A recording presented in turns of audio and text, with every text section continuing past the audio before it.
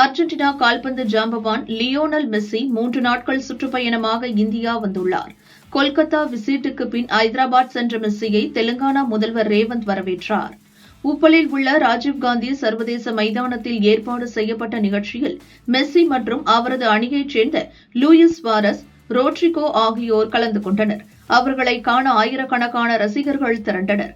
அப்போது மெஸ்ஸி, ரேவந்த் அணிகளுக்கு இடையே நட்பு ரீதியிலான கால்பந்தாட்டம் நடந்தது. முதல்வர் ரேவந்த் கலந்து கொண்டு மெஸ்ஸி அன்கோவுடன் கால்பந்து விளையாடினார்.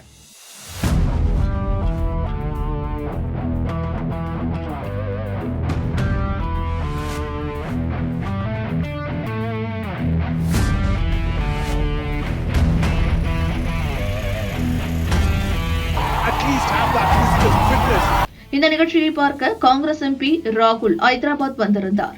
அவர் மெஸ்ஸி மற்றும் அவரது அணி வீரர்களை சந்தித்து பேசினார்.